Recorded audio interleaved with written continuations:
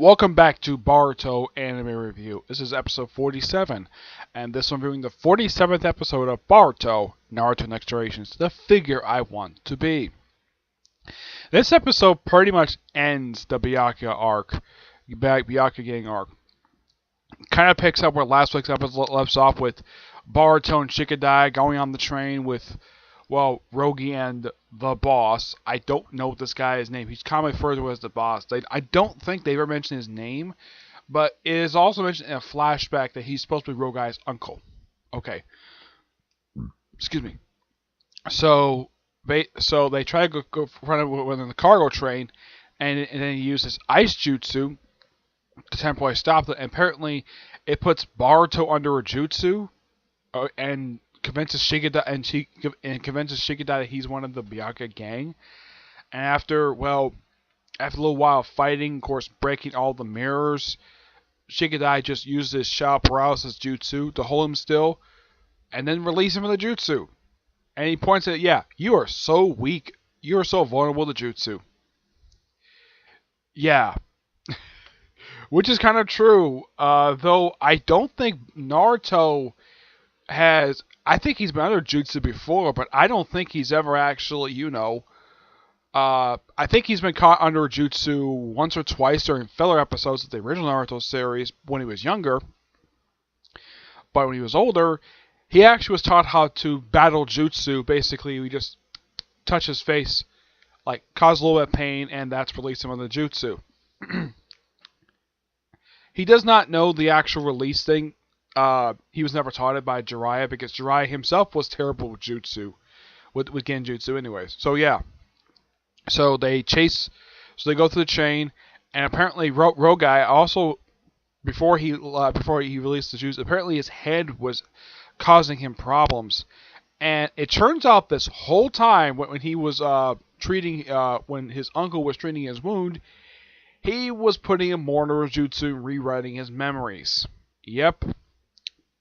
And I will get to talk about exactly what happened to his parents toward the end of this. So, and then he goes using kind of like his ice jutsu like a freaking machine gun, just blasting it, destroying this whole entire train car, while his uncle goes up at the front, kills the engineer for some reason.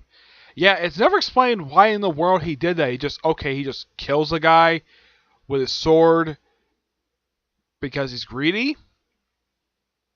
Okay, because he wants to be rich by himself? Yeah, there was no explanation of why he did it. He just took out his sword, stabs the guy because apparently he wants all the money for himself. Why? Because he's a thief. Who knows why? And of course, he already detached. The first time he tried to detach the car, Boruto stopped him, though he was able to knock Boruto into a car just before the car before Rogai was in. Yeah, and then they were able to, Rogai was able to be freed of the jutsu, and it turns out the person who killed his parents was not some random thief as he thought it was, some guy he'd never seen before. It turns out it was his uncle who killed his parents. So yeah, the guy he'd been saving his life, and the guy he'd been protecting all along is the guy who murdered his parents. And of course, the train stops. And the car stopped, and of course, the boss about to get away, and all of a sudden there's this flash. Whoosh! It's Naruto in his Kibe form, and it stops the engine. And he's like, "You're," and the thing just explodes. Yeah.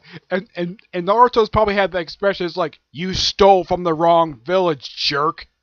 Or could say, you could come up with some badass line. He says, "You stole from the wrong village, a-hole."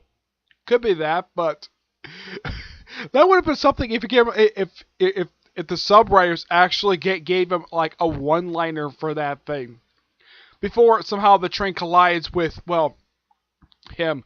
Now, Boruto doesn't see who that is at all, which good because he doesn't need to see who that is until the tuning exams, which I'll get to that in a minute.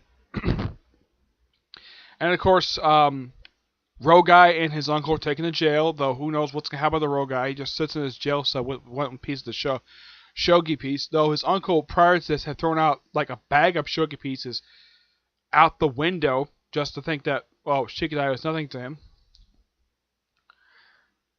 And yeah, and of course he's basically his uncle's in an interrogation room, handcuffed. And then we had, oh yeah, it was also like a bet that Boruto agreed to help him out if he buys him a burger. And by the episode, he apparently forgot. So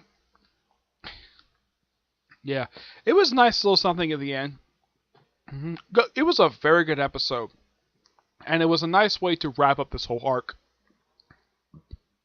Excuse me, but I gotta point this out though. This is actually the first episode of the whole entire series, probably in a long while, probably ever the whole series, that Sadara is absent from the series. Even Mitsuke.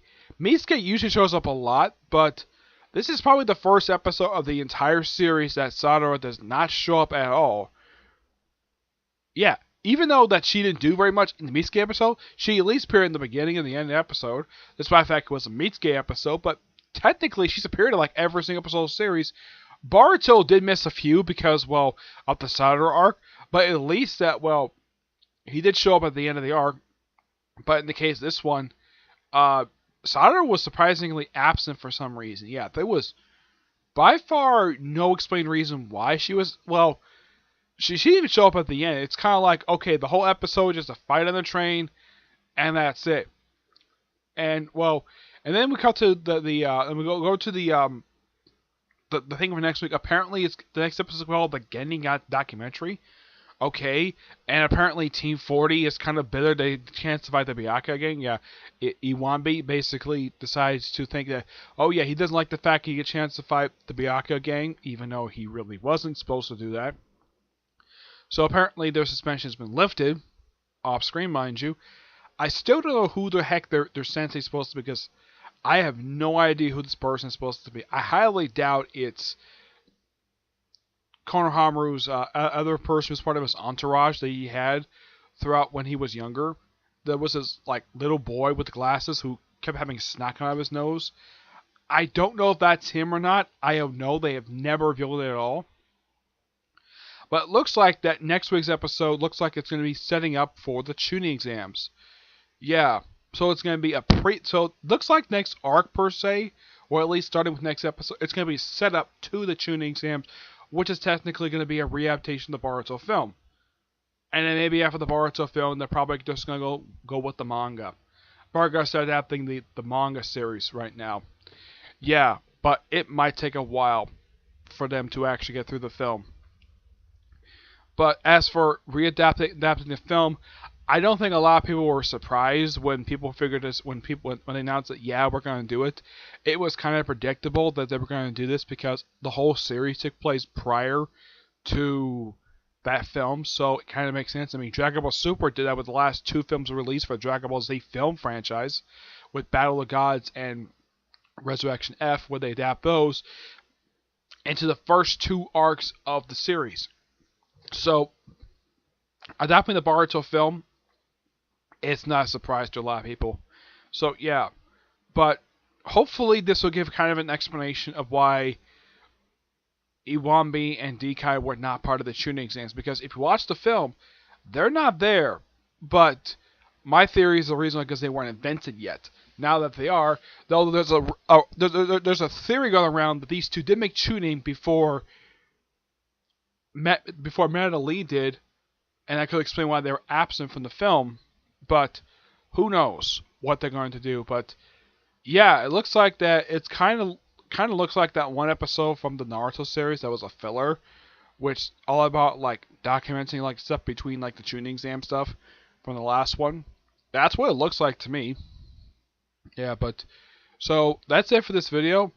Is there any more videos left for today? Probably not. Not that I can think of, no. I don't have any novels, graphic novels to review. Next anime I'm going to start up is basically going to be the original Sailor Moon anime. Yeah, I'm actually going to start watching this thing finally. Expect a review of the first season probably sometime tomorrow. Alright, so that's it for this one. Stay tuned next week for episode 48, the Genin documentary. That's what next week's episode is called, okay? But until I see you in next week's episode, Bye.